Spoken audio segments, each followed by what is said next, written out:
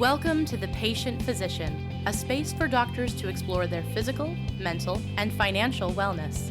Your peers and industry leaders will destigmatize institutional perceptions while redefining success, money, and personal care. Get ready to pull back the curtain because here, you are both patient and physician. Welcome, everyone, to The Patient Physician. My name is Paul Smith, and I am joined today with my co-host, Chris Fulbright. Good afternoon, sir. How are you? I am great, my friend. How are you? I'm doing well. You know, the day always has its challenges, but the older that I get, the more that I realize that life has a unique way of not going the way we plan anyway. So, and that's not to say that we shouldn't plan or even think about the future, but somewhere in between our plans and the unveiling of every day as it plays out is where life is actually lived, the frustrations we have and how we act and then react when things don't go as we plan or, you know, how we expect. That's really our story. And I would say that most of us, if we can gather ourselves and just kind of quote unquote, make the most of it or stay positive, that's a pretty good win. But then, and not very often, by the way, you have someone like our guest today who encounters a life-altering change in plans and then not only adapts to survive, but thrive. And so today we get to hear the amazing story of Janna Champagne, who is a professor, retired nurse, herbalist, and after suffering a debilitating immune health collapse in 2012, when she was diagnosed with lupus, she was forced to stop her training to become a nurse practitioner, where after much research, then she also became a cannabis patient, as she'll talk about. She then goes on to begin this work and become a cannabis specialty nurse in 2015. Now, Janna is going to credit cannabis to help reduce her reliance on harmful medicines and pharmaceuticals, supporting her ability to regain her health against all odds. And Janna is not only known for doing that and really getting through her own health, but for her success in treating her daughter's autism with cannabis. Now, to date, she has gone on to help treat thousands of patients, helping them optimize their cannabis therapy through an individualized, well-informed approach. Now, she also educates and goes on to mentor nurses and other medical professionals, serving as a professor of medical cannabinoid science for John Patrick University's integrative medicine degree programs. Janna is also the founding member of Cannabis Nurses Network. She serves on their Speakers Bureau and has received peer-awarded designations every year since 2019. Leader of Nursing to Outstanding Author, Educator of the Year, Contributor of the Year, plus an honorable mention as Nurse Mentor of the Year. Janna also volunteers on the Oregon Ryan's Law Team and the Oregon Cannabis Healthcare Act Coalition, and she is the founder and executive director of the board for nonprofit Autism Safe Haven. And with that, we welcome to the show, Janna Champagne. Thank you so much, Paul. That was a mouthful. You got through it great. Well, you did it all, right? I did, and it all happened very organically. It all manifested simply by following unmet cannabis patients' needs. That's really how my whole career occurred. So it feels good. Well, you've had such an impact, and I would say in a relatively short time. When we read through all that, I want to see if you can just take us back, and if we can start back in 2012. So you're in training, you're trying to become a nurse practitioner. The Mayan calendar is coming to an end, and so is the rest of the world. And then you have this health event, right? Which probably made it feel like the end of the world was coming.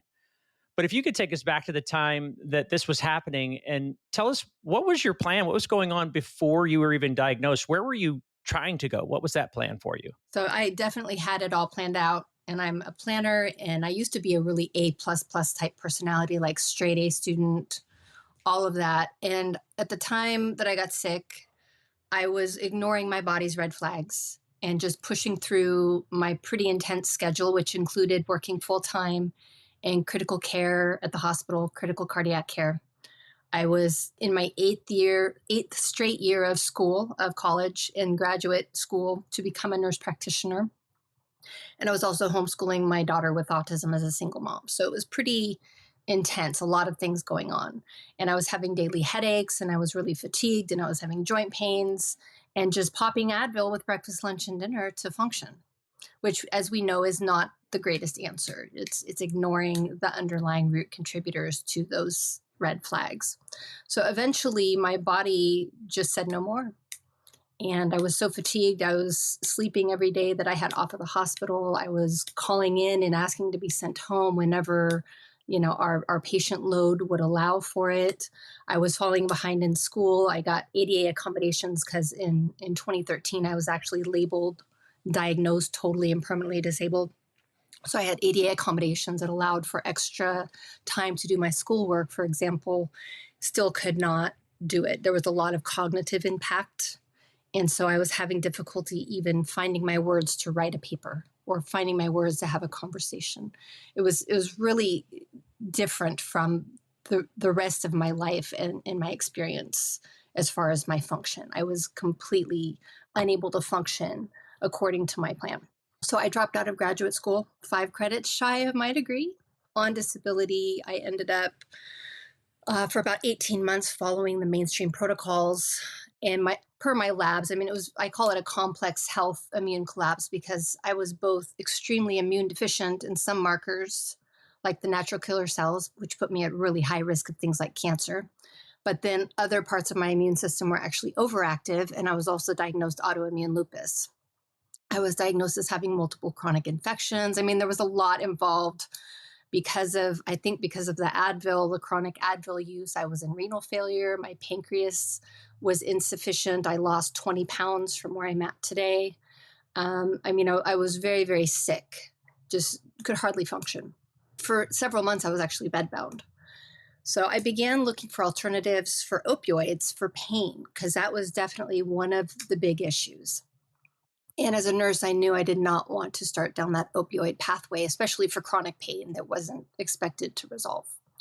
So my husband had a friend who was a grower, and he donated us some trim. My husband made me my first RSO in 2013, and it happened to be a strain that was very effective for pain. So I was very lucky that way. A decade ago, there were like 2 products available on the market. Today, there's dozens. So it's really expanded dramatically since I became a patient in 2013. And thankfully, that product not only alleviated my pain, but with it improved my quality of life. It helped me sleep, which improved my energy. It actually lifted my brain fog, which is kind of the opposite of the stigma.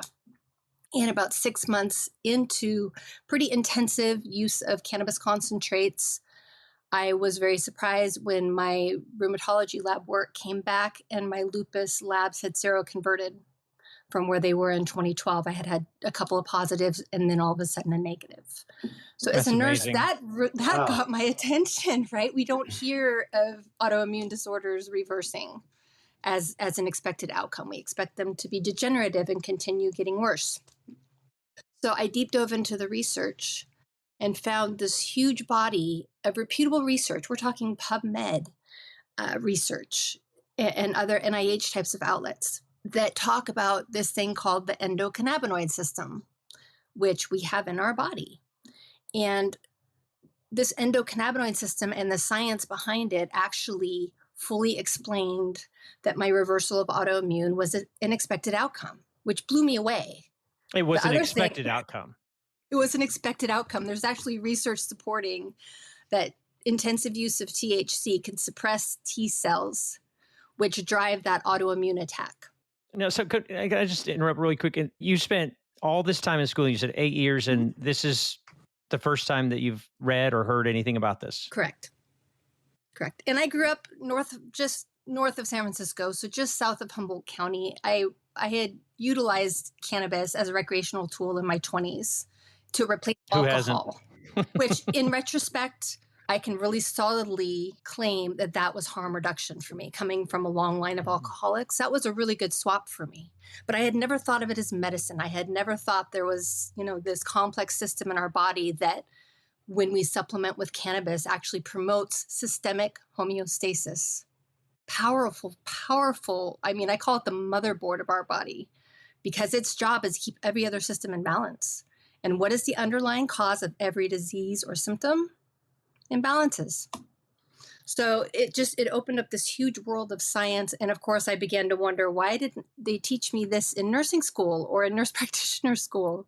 They're literally omitting probably one of the most important systems in our body from our anatomy and physiology courses in medical school and nursing school. To this day, 90% of schools don't cover it. That's part of why I became a professor, and I'm teaching this to medical professionals, because we really need to understand this. And when we don't understand it, medical professionals are confused by things like the Schedule I placement, where we proved in 1988 that cannabis objectively meets 0 of the 3 criteria for that placement federally. And here we are 36 years later, and it's still sitting there. They're confused by the fact that it seems to work for everything. Well, I just explained it's promoting homeostasis systemically when we supplement. And so that explains why it's good for so many different things, from cancer to hypertension to diabetes to autism to chronic pain to mental health. It promotes balance in all of those systems that are implicated in those diseases. So this is why I'm so passionate about educating medical professionals, because I feel like their confusion is warranted. They're not being educated on this information. But that does not negate our responsibility to our ethics and to our patients to ensure that we are upholding autonomy and informed consent. And if you live in a legal cannabis state, that is your responsibility. And if as a medical professional, you can't uphold that, it's your responsibility to refer them to somebody who can provide them competent guidance. So was your doctor or your nurse who was treating you mentioned that your husband provided the first, what would you call that? Rick Simpson oil, RSO. It's a concentrate. It's basically a concentrate of the cannabis flower. You were still getting medical treatment from nurses or doctors for all the other things that you just listed, correct? At that time? Yep. Did you tell them that you were going to try another path? Like, how was that received? And the two, in this period of time, you come back and there was a reversal, which, as you mentioned, almost never happens with these types of conditions. What was their reaction from a medical standpoint?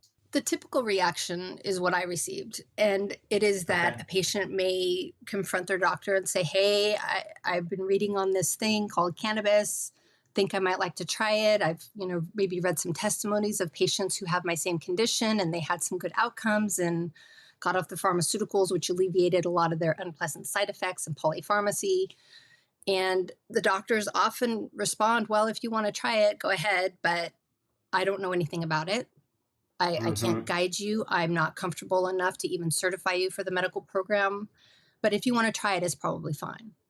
And even when, like in 2013, I had to become a registered patient because we didn't yet have the adult use or recreational cannabis access in Oregon. Okay. So legally, I could only access it with a doctor's signature. And my experience going to a cannabis clinic, first of all, you have to have a diagnosis from your primary physician that has happened within 90 days of your registration for the medical program. And you have to take that diagnosis to the cannabis doctor. They don't do the diagnosing. They just certify you for the program. It was $250 out of pocket. Insurance doesn't cover it. And I walked away with a signature. No guidance, no other kind of information. I mean, you think about when a patient goes to a doctor and they get a prescription, there's all kinds of information on that prescription pad that doctors are required to furnish that patient. So they know what to purchase, so they know what dose to take, they know the frequency, they know the route, they have all that information. Well, with cannabis, even when you go to a cannabis physician, you walk away with a signature and like you're on your own. So that was my experience as a patient. And that's still what happens to this day in Oregon, where we've had legal cannabis access for almost 30 years. So we're really not upholding our ethics. This is a big area of legislative advocacy that I work with. So, yes, I'm still just struck. And I'll just paint the picture. So I had somebody in my family who was going through cancer. And it literally was up until the point when we had to say no more chemo, no more anything else, when the doctor came and said, well, there is one more thing that you may want to try. Yeah. Mm-hmm. Well, this was after 18 months of all the other poisons that they went through. And so how does the doctor or the nurse or the medical provider in that sense come back to when you said, I need a signature, I'm going to go do this, I'm going to come back and get tested? Because it was very clear at that point, hey, we've done what we can do. If you want to go that route, you can do that route. But in essence, I almost had this visual of like, all right, our hands are up. if you want to go try that, you can try that on your way home. By the way, there's a place right over here to go try it with zero guidance. Right. But literally, then the doctor said, by the way, I think this could help. That's why I'm a little astonished at this, but it seems like for over a decade now, you've been pushing that rock up that hill of the education, of the do no harm, of the, hey, if this is an opportunity here, do we keep prescribing these same medications with negative impact possibly for more and more people? Yeah, it's really interesting. In Oregon, where, like I said, we were the second state in the union to legalize medical cannabis access back in the 90s. So we've been doing this a really long time. The main issue today that is acting as a barrier to patients receiving competent guidance from physicians around cannabis therapy, even in our, freely accessible state, is that the physicians are fearful. Not only have they not been educated, but the Oregon Medical Board is very punitive against physicians who are serving cannabis patients. I believe a lot of that incentive comes from the fact that cannabis is the number one competitor to pharmaceuticals. And, that profit is being vehemently protected by legislators, which trickles down to medical professionals and regulators, who oversee their licenses and things like that. So it's really a deeper issue than just the physicians not understanding or not being educated. I think we educate our medical professionals, and then they're going to become the advocates that are standing in line to help educate the regulators and the legislators and remind them that we are held to higher standards, our medical ethics, and that those are not being upheld. And, I mentioned earlier that for me, switching out alcohol for cannabis in my early 20s was a harm reduction tool. I hadn't used it for about a decade when I came back to it as medicine because I became a mom and went to nursing school and all that. But same thing with something like cancer. Like, if someone is diagnosed with cancer, we have mounds of information supporting various compounds from the cannabis plant being highly effective against cancer, either blocking pathways that feed the cancer or actually triggering apoptosis of the cancer cells or supporting the immune system in other ways to fight the cancer. And yet, and by the way, cannabis has an unsurpassed safety profile. Like, you can go onto the DEA website right now and look up cannabis and how many deaths, and it's zero. Zero deaths ever attributed to cannabis therapy. Can we say that about chemotherapy or radiation? Not so much. So I contend that to uphold our medical ethics, especially do no harm and beneficence, we need to be really weighing and comparing all of the options to our patient to treat their condition. And we need to be educating them about what the risk factors are and what the potential benefits are, and helping them choose the course that is going to be the least possibly risky and the most potentially beneficial. Now, I have worked with thousands of patients, helping them optimize their cannabis therapy. And I have seen patients with cancer using cannabis alone that have gone into full remission. And she just reached out a few months ago, 6 years later. The cancer is still gone. And she was on her second bout of breast cancer, stage 4, mets to bones. And she was no longer tolerating the chemo or radiation. That's the reason all she used was cannabis. So clearly, when we start looking at these outcomes, it's very obvious that cannabis can be used as a harm reduction tool, that we should be recommending it more for these conditions like cancer. Even if it's an adjunct, it can help to reduce the horrific side effects and the negative impact of things like chemotherapy and radiation. That's in the science too. So, I mean, we really need to kind of shift our thinking around this, see through the stigma, understand that it's more of a profit-driven motivation, and it's not in the best interest of our patients. And as medical professionals, upholding our ethics means ensuring that our patients have competent guidance around cannabis if we're in legal states and they have that access. 30 years in Oregon that it's been available. There's more and more evidence and information, but still it seems like if education is one of the major problems, not only do they need to learn, but then there has to be more than one person trying to teach it to bring it to the masses. So where did you start? How did you know where to go? And then even to start, it's, I know you're working on a curriculum too and educating people. So I am. And where I started, I mean, I was sick and trying to understand my outcomes. So I was using my university library. I have lifetime access as a graduate student, former graduate student. So I used that library and, I was taught in graduate school how to disseminate research and what is viable and what is valid and what should be taken with a big old grain of salt or even put in the circular bin. So it was really clear that, there was no reason that research should not have been taught in medical school or nursing school. There's no reason I shouldn't have known that information already. Like I said, it was a very organic process. I started as a patient, saw my outcomes, began doing the research. A couple of years later, my daughter with autism entered a puberty crisis where her behaviors escalated almost overnight, and she became very combative. She was self-injuring. She destroyed my house. We had holes in walls, holes through doors, broken light fixtures. Very, very traumatic time.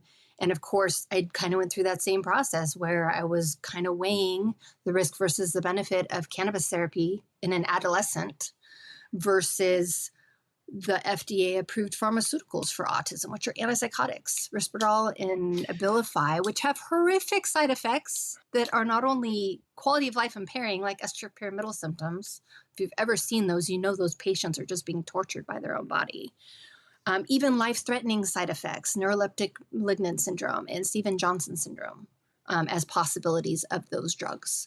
So clearly at that time, it seemed like cannabis was the better place to start with her. And I started her on non-intoxicating cannabis compounds that were also very good for pain. In retrospect, I believe that her behavior was her communicating, not because she was mostly nonverbal at the time. So it was nonverbal communication of severe pain. So, it's really interesting how this process has brought so many little clinical pearls and so many insights just by naturally trying to find solutions for myself and my family. But it didn't come until, the results and the success that she's now gone through didn't come until you had to address your own. You weren't treating her prior to your diagnosis in 2012. I was not. I started in 2013 and we started her, it was late 2014 into 2015. She was into crisis. And the cannabis actually spared her out of home placement. She was half time with the caregiver the first 3 months of 2015. So we just narrowly escaped that because of the severity of her behaviors and the safety issues that came with that. So this just fed my passion even more for the capabilities of this plant. And, I later, more research has emerged since then, of course. We now have more than 35,000 studies supporting cannabis for various medicinal uses. We're talking reputable, not like High Times Magazine articles. We're talking, really serious science. And it was just this journey of trying to find solutions, and that kind of led me to the information naturally. I think it's one thing that, you're trying to investigate and research and do this for yourself, but then a completely different thing when you're now considering it for your own child and you obviously want the best. How much information was there, or how often back then was this being a typical treatment for children with autism that have the same type of situation where they're nonverbal, but they're also experiencing, you said, pain-driven responses and violent outbursts, right? So was this something that other parents were doing? I'm just wondering how emotional that decision was to try to embark on that. Well, it was scary, but thankfully she was able to be certified as a patient in Oregon. So legally I was protected. And that's part of the reason I'm able to be so transparent about, what we used and the success that we had, is that I am legally protected as her caregiver in Oregon.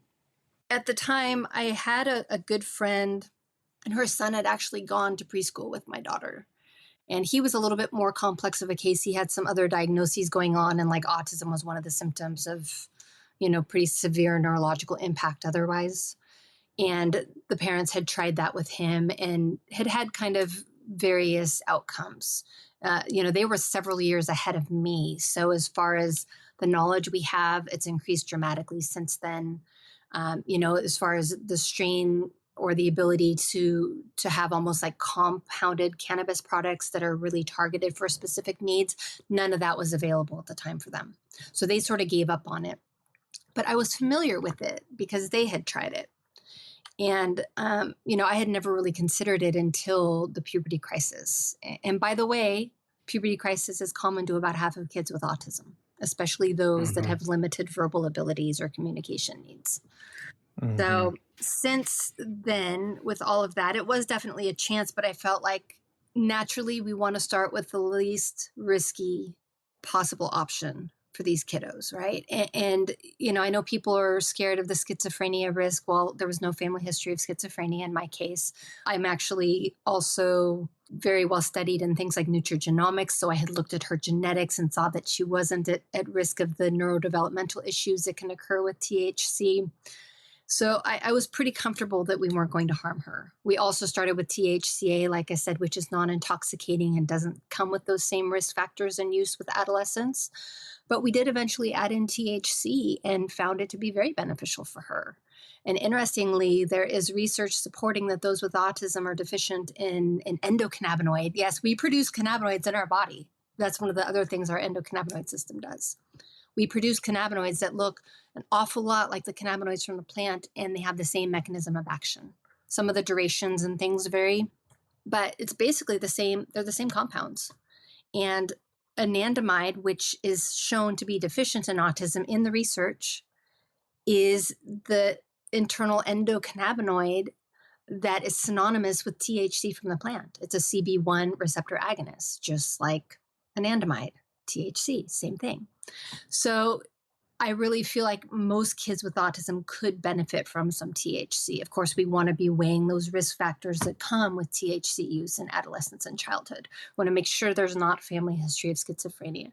If there's concerns, we want to do that genetic testing and be absolutely sure that this is a safe and less risky options versus the pharmaceutical or whatever other approaches might be available. So it does come with a very well-informed process and assessment to ensure that this is the best choice. If you don't mind, how old was your daughter at the time? She was, 2014. So she was 12 when we started. And at that, the behavior was causing you to possibly look at other living arrangements and took just from the outburst. Was it during that period? Okay. Yeah. In Oregon, do y'all have the school till age 21? For children? Yeah, the same there? We began homeschooling when she was in second grade because they labeled her mentally retarded and said she was unable to learn. And as it turns out, because of her sensory filter being so impaired, and that's pretty typical of autism, they get overstimulated by too much light, too much sound, too much touch, too much activity. As it turns out, she was unavailable for learning in the classroom environment because she was so busy coping. So she was able to perform much better in her home environment, in her at her caregiver's home, at her speech therapy, at swimming, things like that, than in the classroom where she was with 12 kids and 4 teachers. It was just too much stimulation for her. So once we began homeschooling and thankfully found, it's so funny because I used to say, I'm a nurse, I'm not a teacher, I need help with the curricula, I don't know how to do this. So we brought in a teacher to help. And now I'm a professor. So you I was about to say, and you're a professor as well. Yeah. Watch what you say. Sometimes it comes back around. But, she ended up, and I knew she was intelligent. That was part of the reason I pulled her out. Like at 4 years old, one day I left my computer open and she was Googling water slides and roller coasters. So I knew that she had learned that somewhere. It just took finding the right teacher that believed in her, saw her potential, and figured out how to test her knowledge because we didn't know what she knew. And so there was this automatic assumption that she must not know anything if she won't show us, is really what was happening. So once we figured out how to test her, she began passing 2 to 3 grades per year and graduated with her high school diploma as a 5th-year senior. And Cannabis was such a big part of that because we had to work through her behaviors and work through her trauma in order to get her to that point where she could sit and do schoolwork.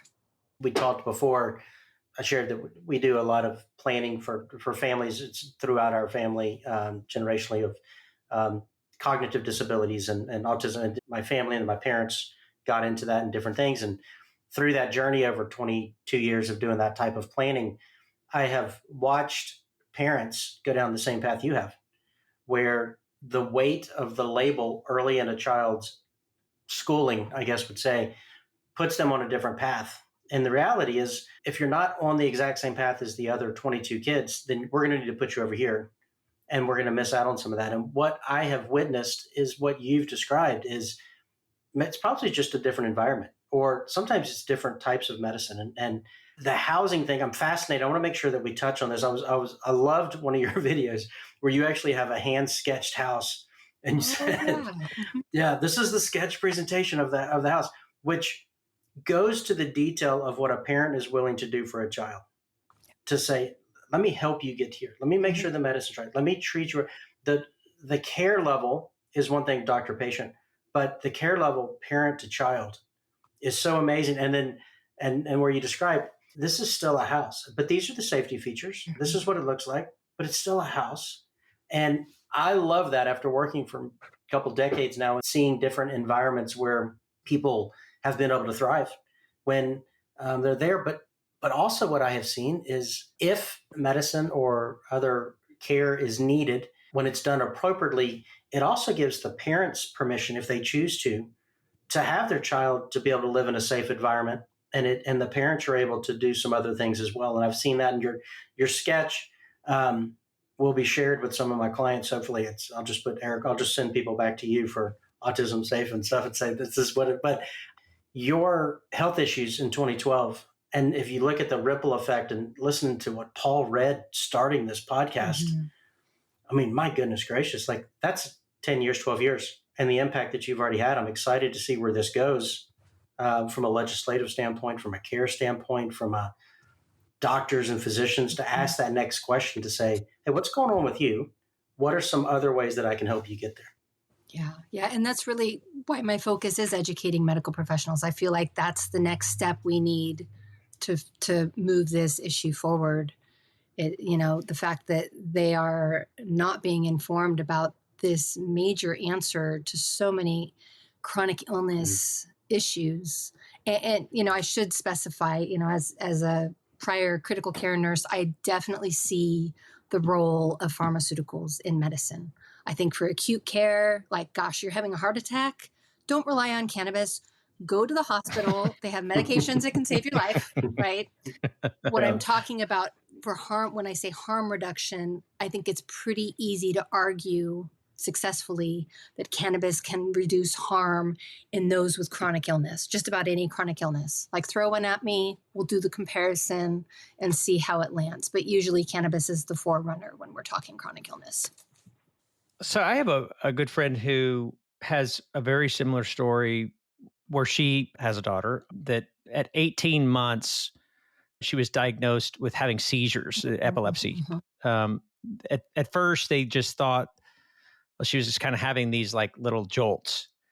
So they started monitoring it, and she was having somewhere in the neighborhood of up to 40 a day. They'd have to like log every one. They go through, they do all the spinal testing, genetic testing. Nobody in their family had any history of it. And turns out that she was de novo and had a special or a specific genetic disorder called IQ-SEC2. Have you heard of this? I'm not very familiar. And in fact, it's pretty rare. So they go on to see tons of neurologists and geneticists to learn more about it. And a lot of what they were being told, because it was so rare, was we'll just have to kind of take the wait and see approach and see what happens.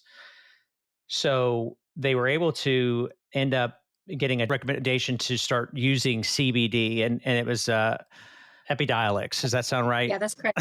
No, you were clearly right. I don't. You were right. Epidiolex. It's garbage. Clearly, I don't buy navigate it. in this every day, right? Right. Listen, you know what? Typical pharmaceuticals are harder to pronounce on a regular basis anyway. Right? For sure. So, she started her on this, and it was, a high dose of it, but then the seizure stopped. And it's kind of like this holding the breath type of thing. But since then, that was that around the 18 months, she's now 7 and hasn't had any since. Wow. Now, it wasn't until age 3 or 4 when you start to notice, well, my child's not developing the same, that the speech is not there. And so they started in speech therapy, and then the therapist recommended that they do some testing and found out that she was diagnosed with autism. So then at that time, they go to see some additional neurologists and start to have some additional testing and things done, start her in ABA therapy. And the neurologist ends up that they were fortunate enough that this one was willing to suggest that she start on an additional sort of THC portion to that CBD. just to help with language and mood stabilizing. And it has made a world of difference. Her speech increases and is getting better all the time. And then the mood stabilization, because the outburst and the emotional regulation, as you talked about, is a lot to have to deal with. And so I know that they're extremely grateful that this particular physician was willing to go out on, I guess, what sounds like a limb, because even internally in this particular office, not everybody's on the same page. There are some that are even within the same office that will recommend it and some that won't recommend it. And you hate to hear that, because maybe it's education, maybe it's comfort, maybe it's perception or stigma. But when you have parents and patients that are seeing such dramatic results, there just seems like there would be a faster path to growth and success than what we've been seeing so far. Yeah, it's like you said, some physicians are more receptive than others. I like to think that maybe they've seen a positive outcome in a patient, and that's part of what has started to crack open their paradigm and make them a little bit more receptive to this information. I have a patient story I can share with you, and it's sort of similar to your friend's story, it sounds like. She was, early 20s, autism, epilepsy. She was also taking Epidiolex. And we had the benefit of this patient getting EEGs every 6 months. And she got an EEG once she was on the full dose of Epidiolex, and they found that it wasn't working for her. In fact, she was having seizures still every 5 minutes on this 24-hour EEG. So it really was not helping her out. We switched her to a whole plant. And when I say whole plant, I mean, so isolate, one molecule, CBD, whole plant compilations of CBD dominant tinctures tend to have hundreds of compounds in the mix: bioflavonoids, antioxidants, essential fatty acids, chlorophyll, plus all the cannabinoids and terpenes. And all of those really provide some synergy with one another that amplify the benefits. And we saw this in real time with this patient. We switched her to a whole plant CBD that was seizure targeted, helped with her moods. I mean, it alleviated the GI effects and, some of the unpleasant things she was experiencing on the Epidiolex. And 6 months later, she took another EEG and had 0 seizures the entire 24 hours. So this is another area where once we get physicians receptive to it, we need to start educating that there are better formulations in Epidiolex. And by the way, it saved her like 90% of the cost switching to whole plant as well, because Epidiolex costs $36,000 a year. So, wow. I mean, there's so much to it, and we don't want to overwhelm people, but just know that it really strengthened my paradigm as an herbalist as well, that using the whole plant is always best. When we get into this reductionist approach where we're stripping things down or isolating one active ingredient, or even turning around and trying to synthesize it chemically, we're really reducing the medicinal value in the human body. So let's talk a little bit more about education and specifically what you're working on, because if that seems to be one of the biggest gaps, is having it available or knowing where to get it and having the conversation. Where do physicians go seek out this information? How do they start having the conversations to become more aware? And, they're so busy anyway. They are. Right? It's just one of the most committed and busiest lifestyles I've ever known. So spending a lot of extra time to research and go out there and do it's got to be easier. How are you working to impact the education gap?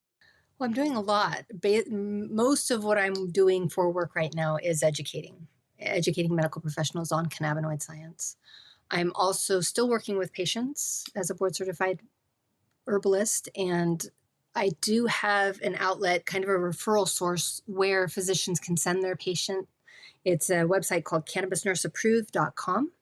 And it does have a free guidance link there where anybody can go on and schedule a 15-minute call where we just do some Q&A, and they can, get a sense of whether this is a direction they'd like to go. So that service is always there. I have a postcard type of resource that really lists out specific reasons why patients really should have medical guidance before trying cannabis therapy. And one of the primary risk factors is pharmaceutical interactions. So if they're taking concurrent pharma, they really should call that line and at least have that piece checked. You can also reach out to me at jannachampagne.com. I have multiple offerings. I have accredited content for nurses. I have college level courses that I'm teaching at John Patrick University on this topic. I also do mentorship of medical professionals. So there are a lot of different options. It just kind of depends on what the need might be, but I really tried to set it up so that any level of practitioner involvement is catered to through this model. As far as autism, of course, I have 501c3 nonprofit Autism Safe Haven, which is committed to creating dignified living options for those with autism, and that includes cannabis inclusive care, which is something I've been working towards and advocating for legislatively and through regulatory agencies since 2020. And we're almost there. We have one last piece of red tape that I believe will fall away when cannabis shifts to Schedule 3 federally, because it's a federal law thing that's tangling them up. So once that happens, we are actually planning to transition this home, my home of 20 plus years, into the first cannabis inclusive autism care home in Oregon. So that's where you were talking about, the home drying. And basically when we remodeled this home, we made it very behavior stoic. So the walls are like 1-inch plywood with beadboard over the top, tempered glass windows. It's, 6-foot fence surrounding the property. So it's very secure and very behavior safe.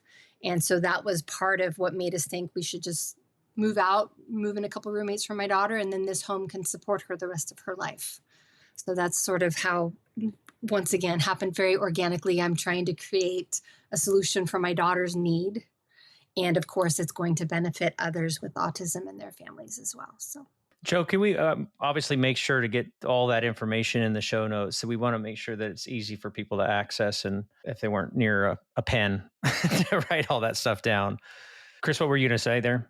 I was just saying that's amazing. I did want to come back to that. Is there is one of the links on there that will be on there if people want to donate as well, right, to the 501c3? Yes, correct.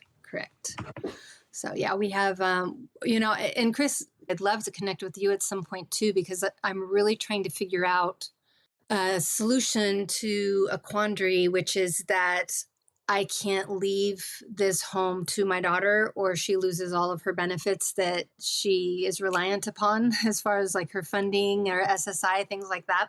So we're trying to figure out some sort of a program where the parent could actually, if they're in my situation, they have this home, they want to leave it to their kid, they wanted to support their kid, that the kid can still benefit from it and actually like build this business model around it, and then have the child be one of the beneficiaries of that profit of that business so that the home continues to support them. I think it could be a viable solution for this fear that is so common in autism parents, that I don't want to die because I don't want to leave my kid uncared for, right? Yeah. If we can have a resource like this that cares for them and figure out, almost like a reverse mortgage type of setup is what came to mind. Yeah. So that's definitely one of the number one things. The friend that I referenced earlier, she commonly talks about how she's going to always have to care for her, always, going to need to be there for her. So you're absolutely right. You're not just a parent now because they're 7 or 8 or 10 or 20. You're always parenting and always caring and wanting to figure out how to make sure that they're safe and well cared for. Yeah, for sure. One of the things that we do see is even very well-meaning family members who want to be able to help and do certain things and gift money or care, different things. And then all of a sudden we run into a scenario with the way that the rules are written where we lose government assistance, right? Even a well-meaning gift. We've seen that. We've seen estates left incorrectly. So exactly what you're describing. There are ways to do it. I'd love to visit with you about that. Yeah. You're a resource to people on so many things and such a trusted person that other parents are going to think about the same thing, right? It's not just how do we help them here. It's the real realization maybe is what happens when I'm not here? Exactly. What happens if I'm not here? What happens if we get divorced? What happens if this? And so my aunt who cognitive disabilities, who I grew up with, she lived in another state, and this is my dad's sister. And through divorce and different situations that happened way back when I was a child, ended up, people didn't know what to do. And so when a lot of times when people don't know what to do, they do nothing. And it had negative ramifications for her for almost 12 years. Yeah. To the fact that we ended up having to go find her on the streets. Oh. And she's somebody who had cognitive abilities of someone under 10, even though she looked like a woman and all the things about that, but the cognitive situation. And so we went and got her. And so part of that is the communication is hopefully better now. But what you're describing is so important to make sure that you talked about having subpar living options, right? What do we do? How do we make sure those continue? How do we make sure the safety is still there? How do I make sure that best life that this person's capable of, what are the steps that I can do to make sure those are taken care of? And so, absolutely, those are things that you can do. Yeah, we're happy to help. Yeah, and when my daughter turned 18, we started looking at the options for her, and that's when we decided to just convert this home and figure out how to make it cannabis inclusive care, because the homes that are available in this area that would take my daughter, I would describe them as every parent's worst nightmare. Yeah. Like oftentimes these are kids that are in behavior crisis and they're not really giving the caregivers any kind of competent tools, and they're throwing them all in the same house. And then when the roof blows off the building and everything fails miserably, they just kind of shrug their shoulders and go, well, we tried. No. We're not approaching this in a way that is going to bring viable solutions to these kids or to these families. It's bringing more stress.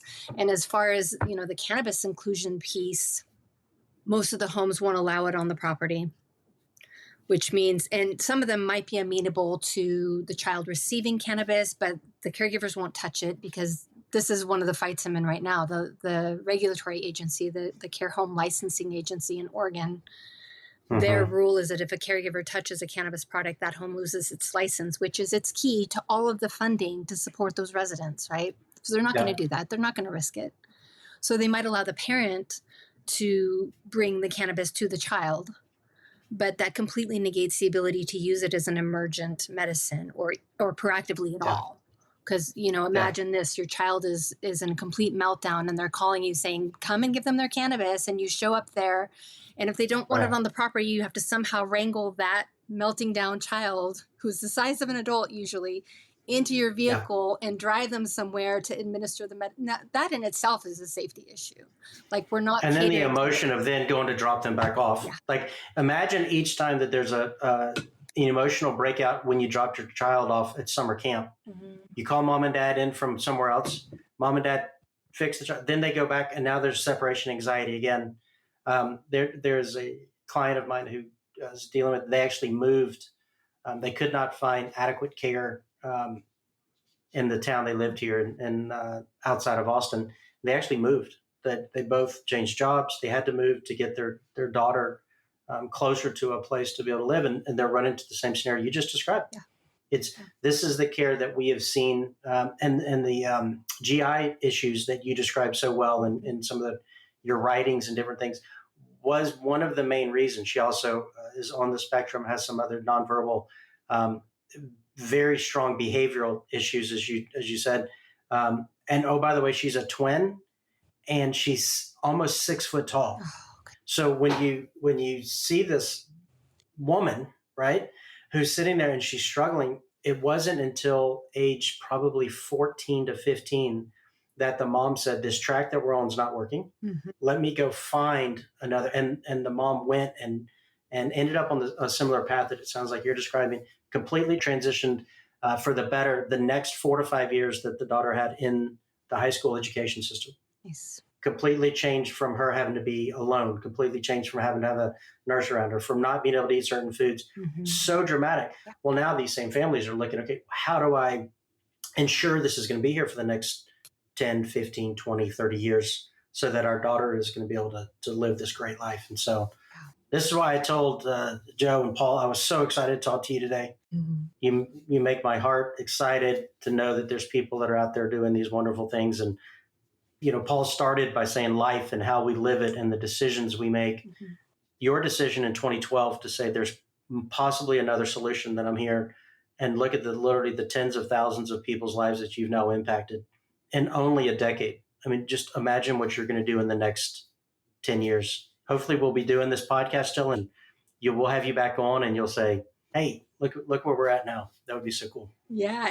Well, that's reason enough to keep it going. We'll just keep doing the podcast to see what, The intro at that point, Paul, will be like an hour and a half. Oh my goodness. I know it's already long enough. Sorry.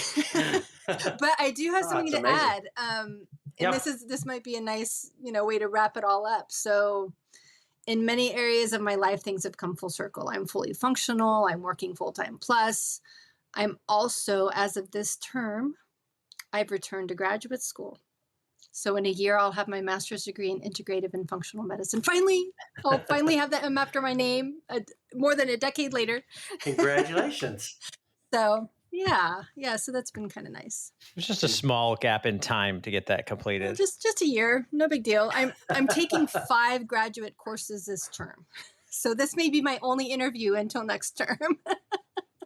Well, we're lucky to have you doing that, still being a full-time mother, still educating. And again, we just have to say thank you for not only trying to go out there and take care of yourself. That's one thing. We get up and we try to think of ourselves, but you have impacted so many lives, and it's exciting to see that where you took it to the next level. You had that experience, you saw the results, and you chose to keep pursuing that. So this course that your life has taken, well, maybe it seemed so unfortunate for you at that time, has been so fortunate for so many people, and such a great opportunity to share it. And we just hope the best for you in the years to come. Thank you so much. Well, and hopefully I'll be back to talk with you guys again at some point. This has been a lot of fun. So it's our pleasure. Well, we are fun. Well, of course. This is never-ending laughs. You guys are great. Yeah. So yeah, I'm just so thankful, and what this really reflects is that I don't take a day for granted anymore. When you lose your health and you regain it, you learn to prioritize your body's red flags, and you learn to listen to your body no matter what. And I joke that, I used to be this A++ personality. Now I'm more like an A- personality. Like sometimes things just need to ride, and that's okay. So it's really, been transformational in many, many ways. And I just feel really fortunate to have overcome those things, and not only overcome them, but through those processes of learning about cannabis therapy and herbalism and nutrigenomics and some of these other tools that have been integral into rebuilding my health, to not only go through that, but to be coming out of the other side and be able to utilize that information that I gained during those really traumatic years. I mean, we just barely touched on some of the trauma today, but to be able to utilize that information to help other patients really gives it purpose. So there's almost like a selfish aspect to me continuing to work with patients, because I just love, that they can benefit from some of that gained knowledge, that hard-earned knowledge, I should say. So we didn't give you any warning about this last question, but the title of the podcast, right? And you're like, da, da, da. Is it a trick question? A quiz, pop quiz. How do you spell CBD? The podcast is The Patient Physician. And so our question we always ask at the end is what does that mean to you when you hear that? Well, when I hear a patient physician, I like to hope that it's a physician that has been through some health struggles themselves, hopefully have seen through to the other end, have found viable solutions to recover their health, and have earned that perspective as a patient who is a physician. I think it's invaluable to patients, because you can really connect with them on a different level when you truly understand what they're going through, and you understand their disenchantment with our broken healthcare system. You understand why they chose to seek other alternatives, which are actually not alternatives. They are usually our native remedies that we happen to call alternative. But, it's definitely an awakening process. It usually is a paradigm changing process, and it is for the best for our patients that we serve. They really get a medical professional that gets it, and that can be difficult. I mean, so often, even when I worked in the hospital, like, it was easy to think of patients as just a number or, your census, and not think of them as human beings who are suffering. And I think once you have that knowledge, of course, it's going to benefit your patients. Well said. Thank you so much, Janna Champagne. We appreciate you joining us today. Did I get an A? Thank you so much. Was that an You got an A. No, you got an A minus. A minus. That's right. No more A plus plus. That's right. We're gonna. This conversation was brought to you by Physicians Resource Services, a firm supporting medical professionals to improve their financial situation and pursue their personal and professional goals. The Patient Physician is produced in Austin, Texas. Editing and sound design are in the hands of the PodConnects Podcast Network. Please email questions or show ideas to info@physiciansrs.com.